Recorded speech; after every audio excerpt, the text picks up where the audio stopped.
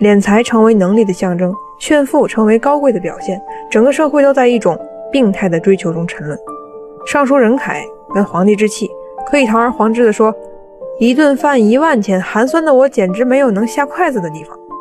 晋武帝司马炎吃了一道蒸猪觉得很不错，问王继是怎么做的。王继回答说，这只猪从出生到被杀只吃人奶。王继在洛阳城外给自己建了一个跑马场，让人用彩线穿着铜钱在地皮上绕了好几圈，整个洛阳的人都震惊了。跟人打赌闹着玩，赌注起步价就是1000万钱。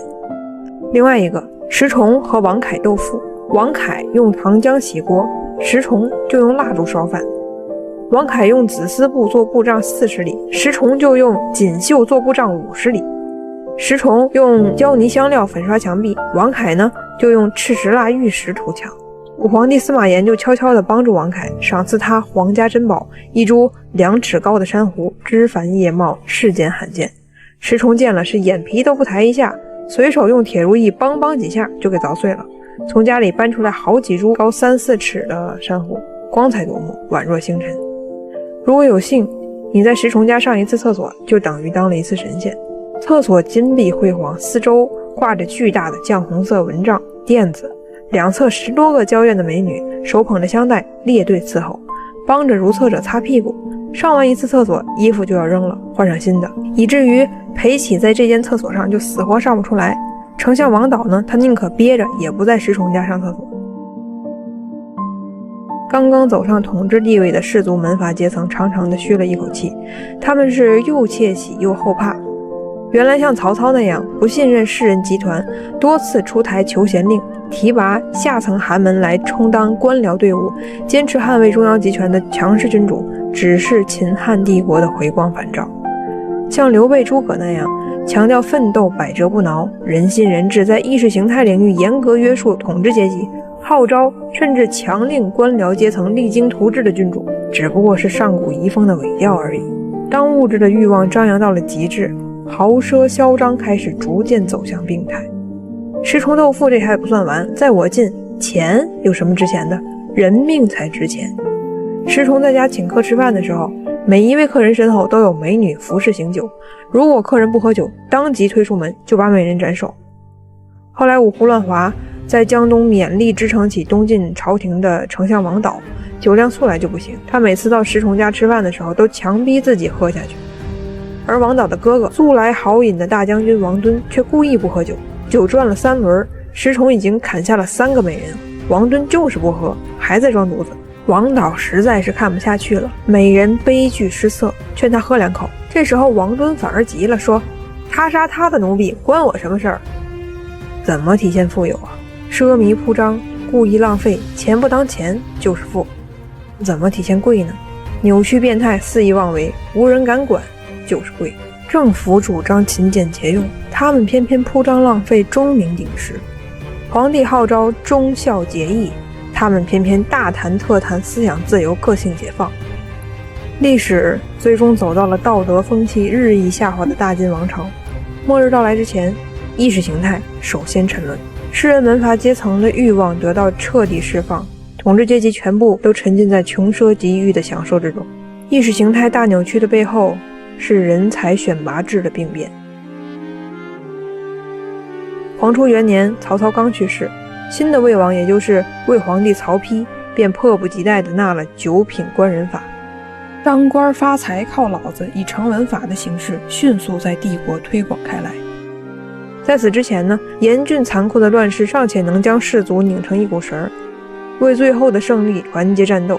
无论是曹操还是刘备，都在人才选拔上不拘于一格，尤其是曹操，更是有意打压士族阶层，3次求贤令，核心宗旨也就是一个，不能让门户私妓的士族在魏国做大。然而呢，士族门阀改变不了坚硬如铁的曹操，就去做曹丕的朋友，影响他的接班人。撼动不了志存高远的刘备、诸葛，就在他们死之后，悄然地将整个蜀汉的政治风气慢慢塑造成投降派，并以此压迫后主刘禅。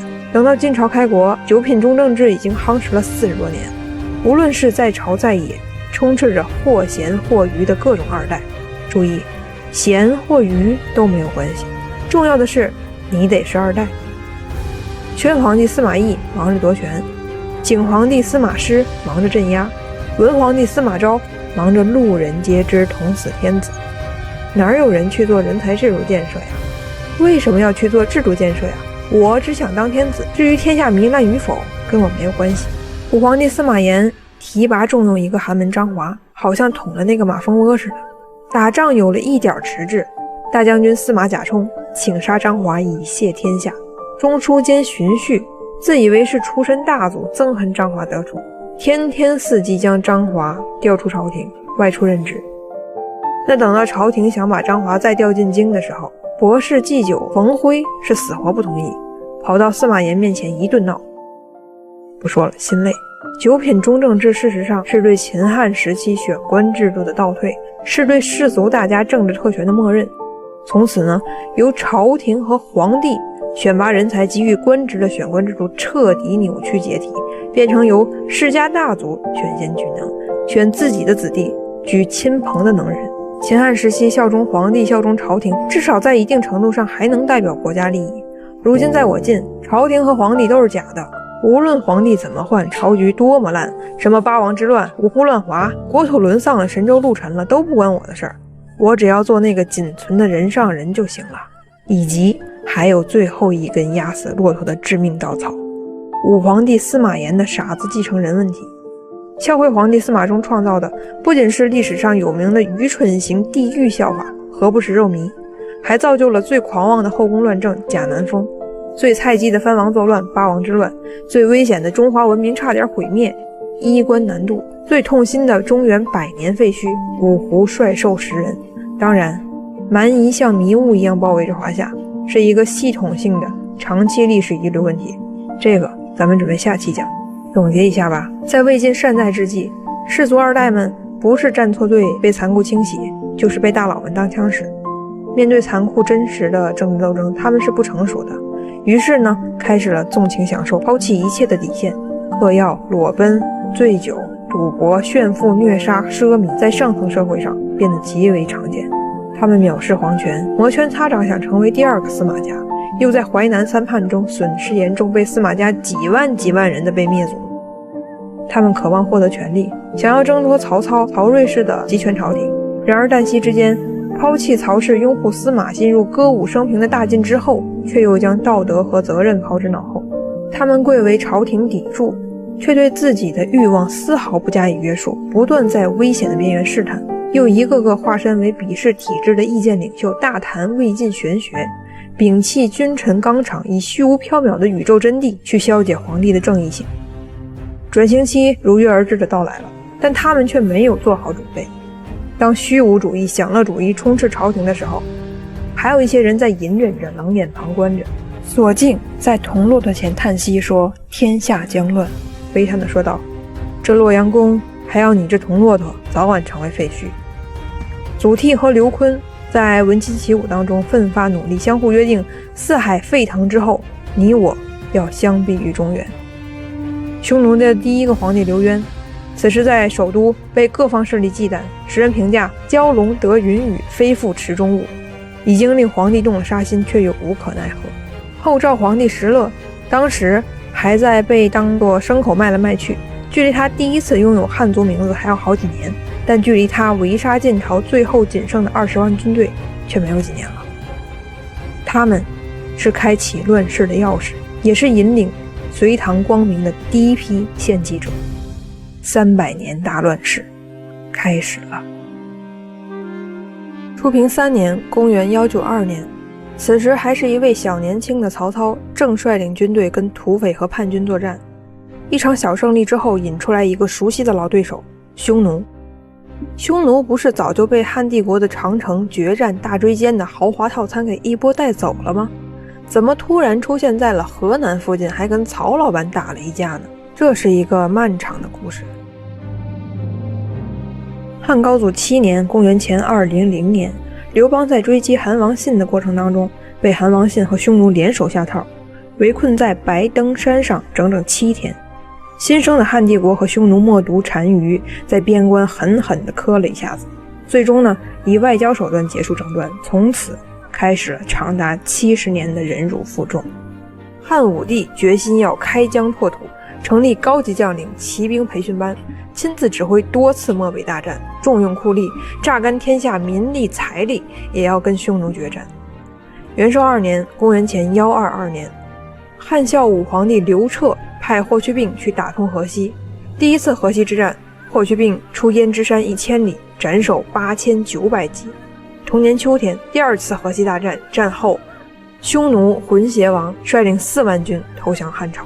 甘露3年，公元前51年，南匈奴首领呼韩邪入朝，朝见大汉孝宣皇帝于甘泉宫。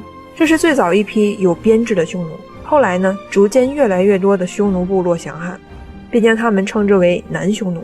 说点不好听的，南匈奴可以理解为汉帝国在边境养的狗，专门去咬那些没有归服王化的其他的匈奴和民族。南匈奴投降了，还有北匈奴。东汉孝和皇帝永元3年，公元91年，尽管大将军窦宪已经点燃了勒食燕然的最高成就，朝廷还是下决心要彻底消灭北匈奴。于是以南匈奴单于为向导，北击5000里，在阿尔泰山彻底击溃了北匈奴。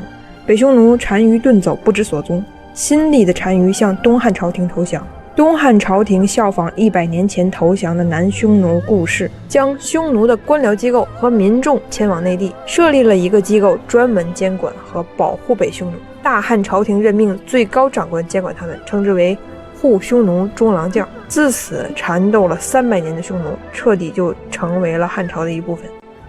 其余的诸如护羌校尉、护东夷校尉，大约都是被两汉强悍的武力打服了之后投降朝廷，在朝廷任命的军事长官之下继续瑟瑟发抖。然而帝国终将衰老，内附汉帝国的所谓的蛮夷们，诸如南匈奴、羌、氐、修图各，也在长期的汉化中迅速蜕变。譬如各胡人部落的酋长在朝廷里都有官职，仅匈奴一部就从设立匈奴中郎将之日开始反复叛乱，反复被镇压。北匈奴归附后2年，公元93年，大将军窦宪死，北匈奴随即叛乱，汉和帝派人上追击，斩杀北单于。公元109年，南匈奴万世师族低单于谭入朝，听汉人韩从的计谋，起兵叛乱，被击败之后，谭引军还胡泽，汉军继续追击。谭见大汉诸军并进，甚为恐惧，于是投降。这似乎是边境微不足道的一次小叛乱。然而或许战绩会骗人，但战线不会骗人。虎泽就是如今山西离石一带，匈奴已经到了山西境地。汉灵帝中平4年，公元187年，修图各和南匈奴受不了朝廷没完没了征召本族的士兵和民夫，原地叛乱，并州大乱，诸侯割据。南匈奴也深度参与了军阀混战，沿黄河南下，占据了黄河流域诸多郡县。汉献帝初平3年，公元192年，南匈奴在河南内黄县遭遇了曹操，被曹老板是一顿暴打，这就是片头提到的大破迂夫罗。现在我们把目光从匈奴身上放开，来看看中原大地。公孙瓒是怎么发家的？征讨鲜卑。我们看他手底下有没有鲜卑人组成的部队呢？至少鲜卑已经发展到了渔阳地区，也就是京津唐地区。袁绍怎么说的？我要率领杂胡兵南向夺天下。看看地图，燕代在哪里？京津山西河北。我们总是戏谑地称刘备一双草鞋2个混社会的兄弟200个大头兵起家。大头兵是什么人呢？当初刘备去徐州的时候带的部队成分是什么？一部分是乌丸杂胡骑兵。董卓祸乱京师的部队哪来的？马超的父亲马腾驻守潼关，屯兵10万以对抗曹操。然而马腾的母亲是羌族人，咱们猜猜他手底下有没有羌族的士兵呢？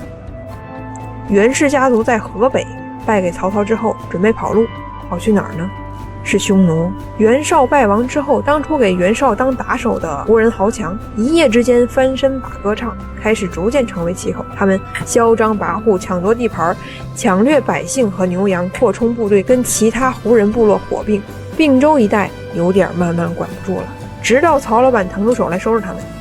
曹操任命梁袭为并州刺史，梁奚久居中枢，深刻领会到曹操的思想精神，把扣押人质玩到胡人豪帅身上一样好使。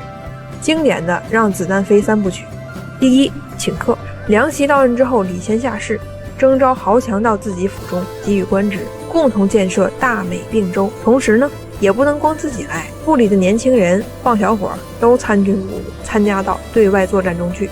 简单来说，把豪帅们赖以凭借的兵力调出兵中。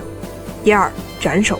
等豪帅手下的士兵都外出打仗之后，就把豪帅的家人打包快递到首都邺城，有专业的特务机构服侍着，前后送走了几万口。现在你们家属都在我手里捏着。这个时候，杂胡豪帅要是有再不服的、乱跳的，就看看是你脖子硬还是我刀硬。第三，收下当狗。结果就是方才还在劫掠州郡，试图跟曹老恩比划的南匈奴，突然变得恭顺起来，见到梁奚要下跪磕头。末代单于呼出权去首都见曹操，发现现在这地位可比当年东汉时入朝觐见低得多了去了。史料记载，公元202年，南匈奴归附曹操。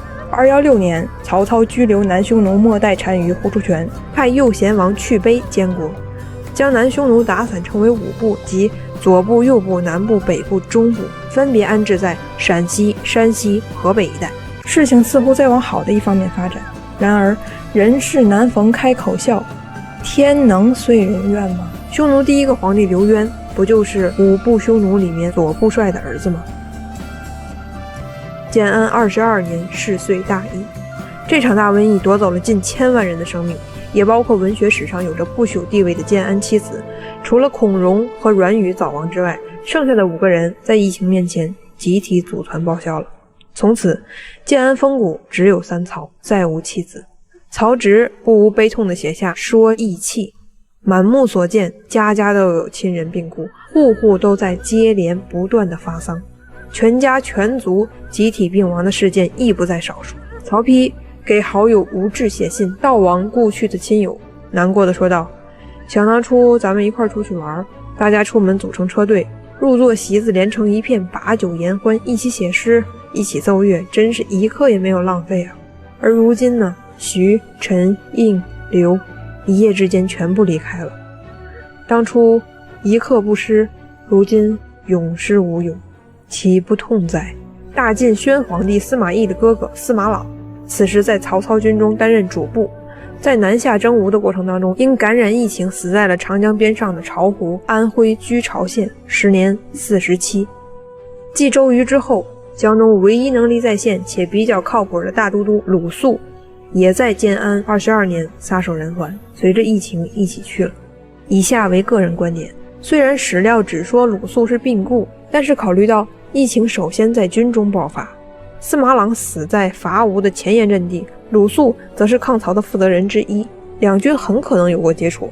他正当壮年，不排除是染上了大流行的瘟疫而重病不治。在这儿插播一下，周瑜去世时年36岁，鲁肃去世时年46岁，吕蒙病故的时候只有42岁。能北伐的大都督全都是壮年早逝。所谓天不佑刘备诸葛，其实亦不佑江东啊。建安七子全部陨落，大量的悼亡诗出现，这些诗文充斥着对生离死别的伤感，文化氛围是一荡再荡。文人开始从关注政治走向关注生命，摒弃世俗凡物，探索人生真谛。大死亡就在眼前，真真切切，无可避讳。肉身颓然倒下，成为一个个墓碑，玉体逐渐腐化，化作一滩粪土。人身之脆弱，迫使所有的知识阶层第一次认真思考人生的意义。这也为后来魏晋空谈玄学，沉迷于宇宙的有无真谛而抛弃人间的具体事物，创造了现实主义的土壤。天灾造成了大量的人口死亡，经济损失巨大。而另一方面呢，战争依旧在进行，人们不得已在家破人亡的情况之下，继续为军队提供徭役，缴纳军粮，交出生命。战争和瘟疫交织成建安22年的人间炼狱，太难过了，黑色幽默一下吧。建安七子王粲生前有一个爱好，他喜欢听驴叫，于是呢，魏太子曹丕建议参加王粲葬礼的朋友们都学驴叫送别王粲。就这样，在这位文坛巨匠王粲的葬礼上，送葬的队伍当中，哀嚎的驴叫和悲痛的抽泣响彻洛阳大街。众所周知，口吃的邓艾在战略谋划上可谓是举世无双。邓艾曾经给后来的景皇帝司马师上了一份书，他指出民族政策当中有一个重大隐患，当年被曹操打散的五部匈奴，如今又被左部帅刘豹给统一了，必须马上拆分，胡汉混居，中原主体民族数量这么少，胡马深入中原腹地，你又不好好对待人家，动不动就把人家胡人当成奴隶，这就是一个火药桶啊！司马师说知道了之后就没有下文了，正忙着镇压反动派呢。胡人的问题又是一放再放，到了司马昭时期，终于把马上快要联合的匈奴再次一分为三，并且排查了户口，但也仅此而已。我们掰着手指头算算吧，184年黄巾起义，活不下去的流民超掠山东、河南、河北、安徽、江苏。189年董卓进京，残暴生灵，从洛阳逃往长安的过程当中，制造了不止一次的大屠杀，两京之间数百里成为无人区。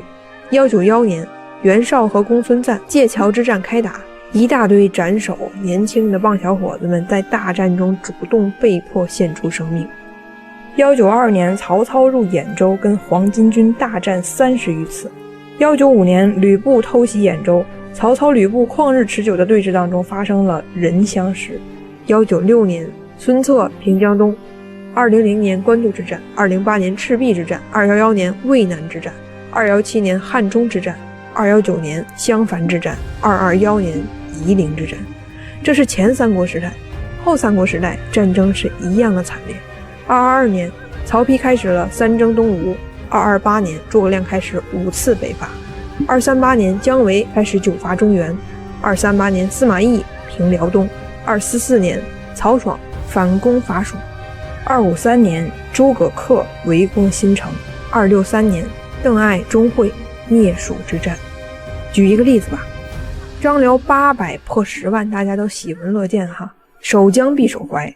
后面两晋南北朝300年，此处发生了无数的战役，合肥、寿春一线，魏国如果丢了，那就会直接威胁到华北平原。吴国如果拿不下来，就等于长江上始终歇了一颗钉子。然而容易忽略的就是孙吴和曹魏两方以合肥为中心，合肥之战前后6次开战，时间跨度长达了50年，直到西晋灭吴。大家可以想一想，50年来在合肥有多少俊逸少年变成了无名野鬼啊！从184年董卓祸乱开始，到280年西晋灭吴，华夏大地上的战火烧了近100年。请问这100年的战火的燃料是什么？是井然的秩序、昂扬的精神、肥沃的土地、珍贵的粮食，以及不值钱的生命。战争酷烈，屠夫扎堆，疫情蔓延，天灾频繁，气温下降，中原大地100年来流血惨重，沃土变荒原。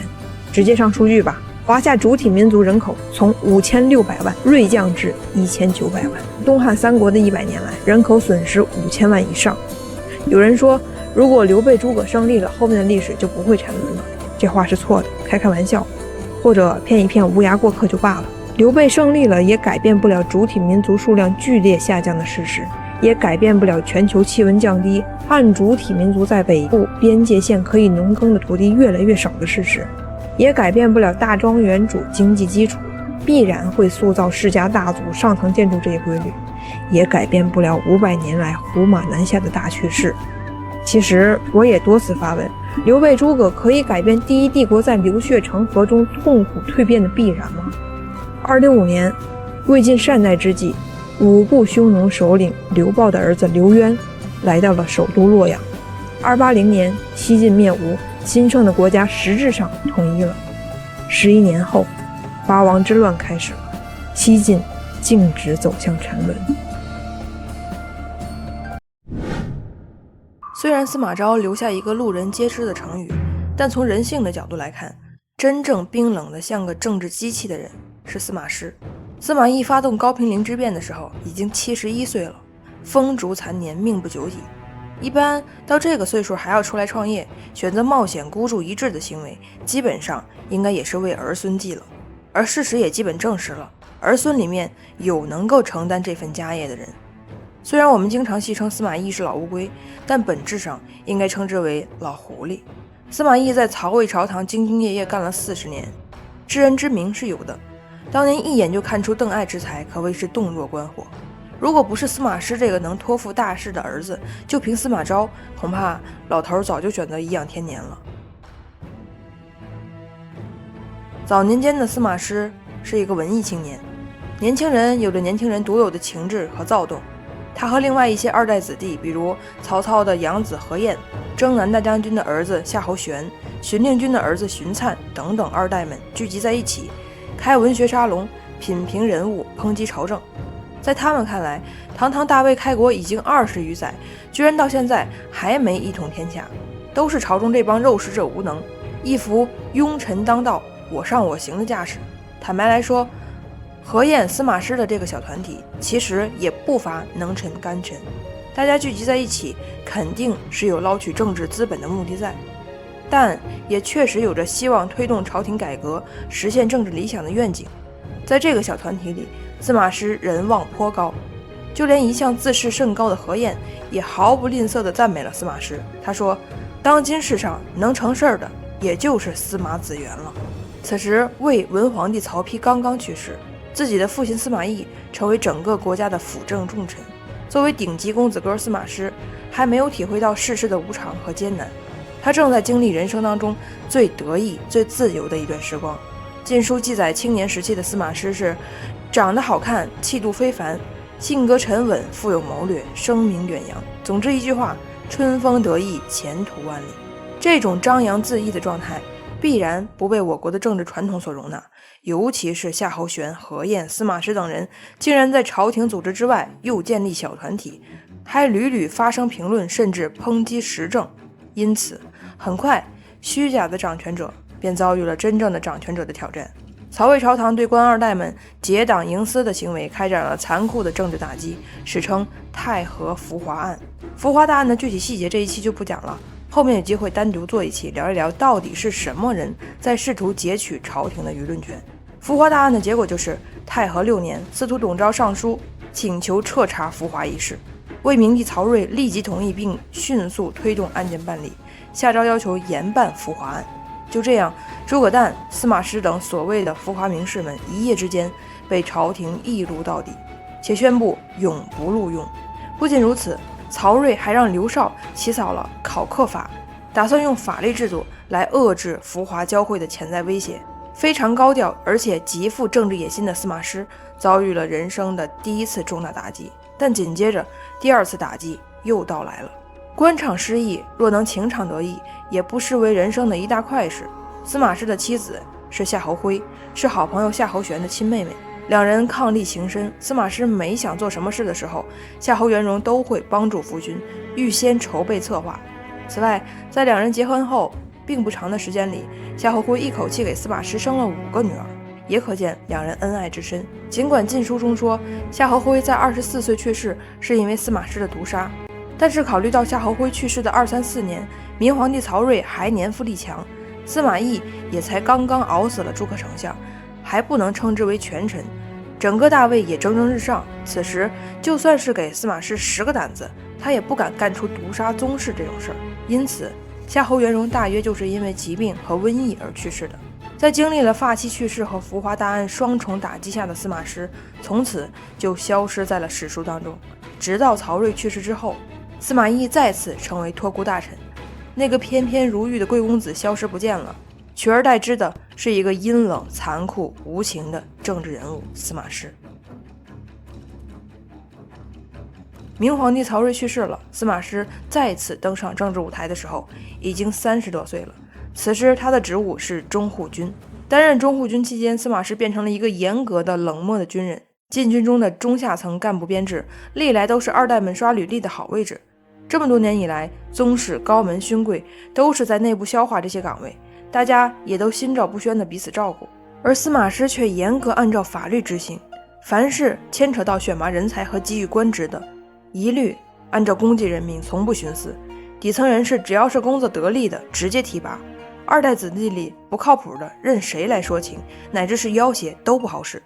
一方面，曹爽和司马懿的矛盾越来越深，借助宗室背景的曹爽大肆敛权，将司马懿逼得节节败退。没办法，司马懿只能继续上演40年忽悠曹操那一套，半身不遂，耳聋眼瞎，动不了了。司马懿老先生在正史年间贡献的最好的演技，成功的骗过了曹爽。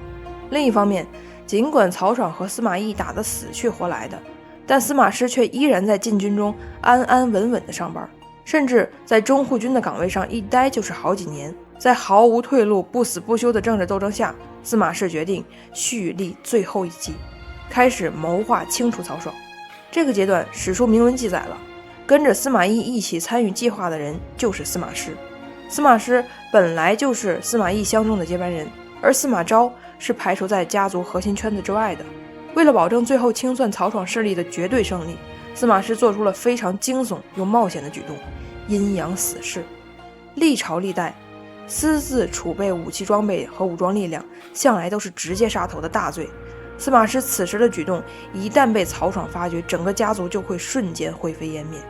而在政变之前，3000人就一直悄无声息地散布在民间，只等着关键时刻一招聚集。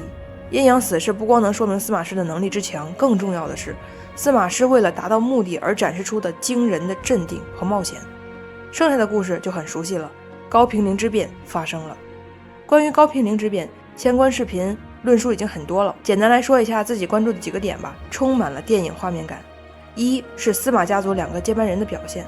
司马懿半夜将造反的计划告诉司马师和司马昭之后，派人悄悄去观察2位公子的反应。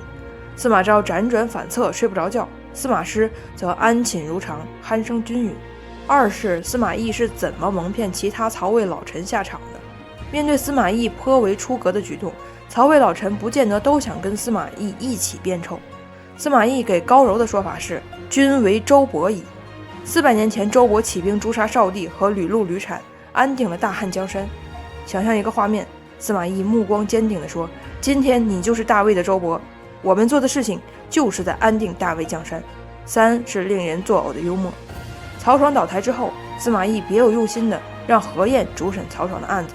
何晏还以为是司马懿给了自己一次站队的机会，有生存的希望，殊不知只是司马懿用狗咬狗的方式来将打击面扩大化。何晏穷心尽力搜罗了应当灭族的7个族，司马懿却说有8族。何晏急了，反问司马懿：难道最后一族是我吗？司马懿自以为幽默的呵呵一笑，说：是也。而这个何晏是司马师的少年好友浮华朋党。4是曹子丹家人，还犯援引古今，诸吕之变，吕禄、吕产交出军权就是个死。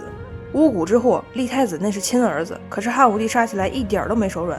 党锢之祸，事后桓灵2帝反攻倒算，都是几百人的处决。历来政变，一念生一念死，不能相信司马懿啊。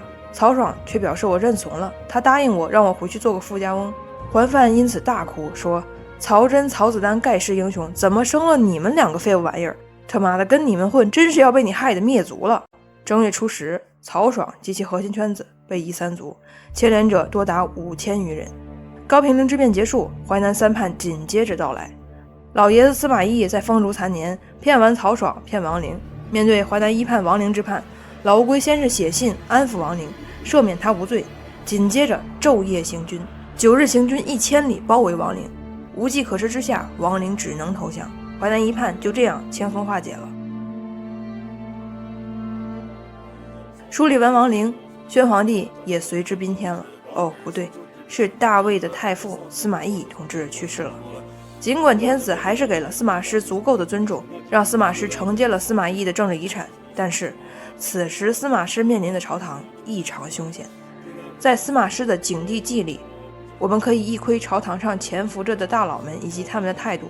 首先，关于司马师承接司马懿这件事儿，人们认为是伊尹祭族、医治四世在大魏的表现，而这个伊尹便是与霍光齐名，共同组成行医祸之事的主人公。简言之，尽管司马懿骗杀曹爽之后低调再低调，在朝野已经把司马懿比作了当年能够废立皇帝的权臣，而刚刚上位的司马师是否会像当年霍光一样令皇帝如芒在背呢？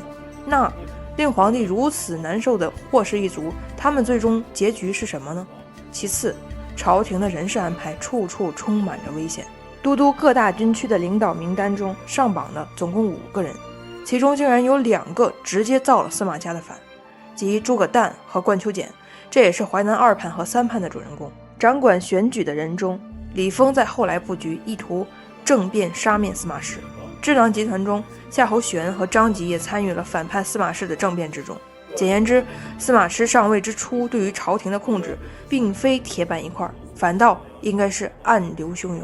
面对此情此景，司马师的核心诉求就是2个字：求稳。当有人建议可以趁着新帝登基的契机进行改革的时候，司马师拒绝了所有改制的建议，务求保持现状。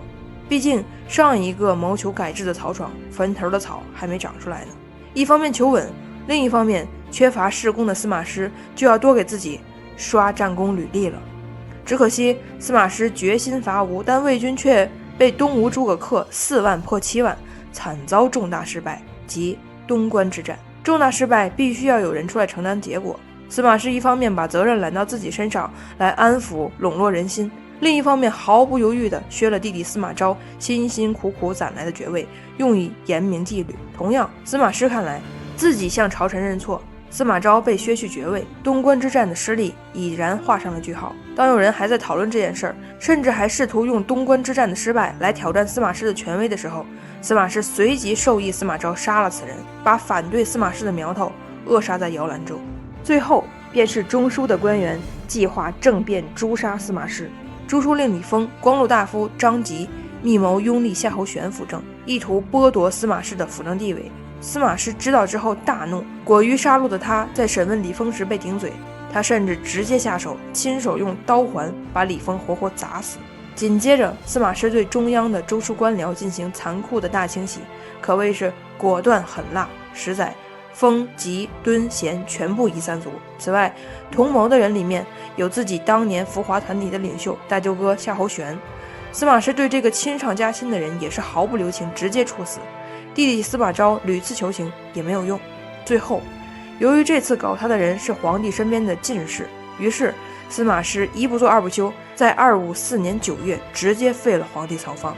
而人们能够回忆起来的最近的上一个废掉皇帝的人是董卓。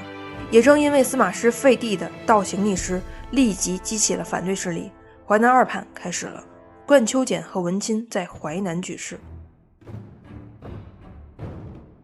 冠秋俭是大魏的人，当年明帝曹睿对冠秋俭确实多加恩宠。眼见着大魏江山不保，朝中好友诸如李丰、夏侯玄又在这次政变中被杀，冠秋俭决定要为祖国做点什么。另一个搭伙的人是文钦。冠秋俭发布讨贼檄文，十分高明地把矛头对准了司马师一个人，言称除了司马师，司马家族任何一个人出来掌权我都愿意。淮南起事就是冲着司马师一个人来的，这下直接把司马师逼到了无路可走，不顾刚做完眼部手术，亲自出来评判。但凡放任家族任何一个人都有危险，万一他们跟冠秋俭联合起来，一起来针对我呢？随后双方在乐嘉遭遇。本来中央军清剿地方势力应当如砍菜切瓜一样顺利，但是文钦之子文鸯无比生猛，趁夜偷袭司马师大军。部队最怕夜惊，看到文鸯突然杀入，司马师大惊之下眼珠子掉了出来。为了不让本来就惊慌的部队陷入更大的恐慌，司马师强忍着剧痛，死死地咬住被子，一声不吭。军中大将看到司马师安睡如常，也渐渐定下心了，开始恢复理智。文鸯冲袭完毕，准备退去，此时司马师竟然还能露着一只空洞的眼眶，指挥诸军进行反击，要求不要放跑了文渊。淮南2叛的结果就是文渊军队投降，文钦、文鸯父子逃亡东吴，冠秋俭逃亡时被地方官射杀。当然，淮南2叛还是有结果的，那就是带走了司马师。痛失眼球的司马师让在洛阳监督百官的弟弟司马昭马上前来许昌，准备交接后事。但是没等到弟弟，司马师就去世了。司马师在走上台前的时间并不久，他同父亲司马懿外宽内忌的形象不同，司马师是以严格、坚毅、重法的一个铁腕政治家的形象走上历史舞台。他能够忍受眼珠迸出之痛，咬碎被子，仍能指挥军队，这份毅力和坚韧简直冷血到可怕。登台亮相的几年里，中央的反对势力包含亲朋和旧友在内，全部被司马师清洗镇压。在面对权力来源合法性不足、满朝汉臣心向大魏、虎视眈眈的境地下，在经历东关之战惨败，几乎没有任何功绩情况下，司马师狠辣果断地稳固住了权力，扫灭了一批忠于曹魏的反对派，并培养了一批忠于司马氏的政治力量，并突破了政治底线，成功复刻了伊尹霍光的废立之势。可以说，到警惕司马师去世时，大晋代魏的基础已经被夯实。只可惜忙活到了半生的这份功业，到头来确实给别人做了嫁衣，要全部交到弟弟手里了。也不知道司马师有没有感到些许的不甘心，有没有曾经畅想过未来大晋的模样，只是他没有机会去知道，他残酷镇压之下奠定的大晋将会把华夏带入万劫不复的深渊了吧。属于司马师的时间只有4年，他从期待中走向台前，又迫不及待地死去。他是一个不折不扣的狠角色，不避讳地说一句，如果司马师不早亡，或许晋朝也不会早亡。他像是一个彻头彻尾的政治机器。没登上高位的时候，酷烈的景王曾经有很多朋友，诸如夏侯玄、阮籍。然而夏侯玄作为他幼年的玩伴、老婆的哥哥、青年时的领袖，最终死于司马师的刀下，而且是惨死，夷三族。阮籍曾是司马师的从事郎中，后来眼见天下被他这个窃国大盗堕入沉沦，于是狂饮60天，沉浸在大醉中不愿醒来。他和发妻夏侯徽有着伉俪情深的忠贞感情，却被弟弟编排出毒杀爱妻的惊悚故事。他的挚爱给他生了5个女儿，当挚爱去世之后，他再也生不出一个孩子，导致了西晋初期的政治死局。司马懿太老，没有时间；司马昭太小，没有威望。能进行改革、扶狂政治秩序的人，只有司马氏一个人而已。自此以后，世家大族愈发瞧不起司马氏，司马氏也越来越不信任氏族，能够组织建立新的、更加和谐的政治集团，并且能够微服善待功臣的集团领袖司马师扔下死局走了。或许司马师离开这个世界之前，他想起了年轻时的一场梦，里面有曾经浮华党的沙龙会议，有俊朗神似的何晏等人，却都慢慢变成了一段讳莫如深的往事。曾经的亲情、友情逐渐走向对立，并最终成为高平陵那晚殊死决斗。最后我们再来个阴暗小故事吧。我们通过时间和线索对比，已经推测出来司马师的妻子夏侯徽大概率不是他杀，应该是死于瘟疫和重病，基本上不存在被毒杀的可能性。但是司马家还真的有类似的毒杀案例。晋书当中记载，2011年的时候，司马懿装病拒绝曹操的征辟，说自己中风了，半身不遂，动不了了。不过有一次善酿书籍的时候，突然下起大暴雨，司马懿一着急，不由自主地去收书，结果被府中的一个婢女看到此事。司马懿的妻子张春华担心司马懿装病之事泄露出去，招致灾祸，于是亲手杀死婢女灭口，并且亲自下灶烧火做饭。司马懿由此十分看重他。若论毫无道德底线，还是得看我司马懿啊。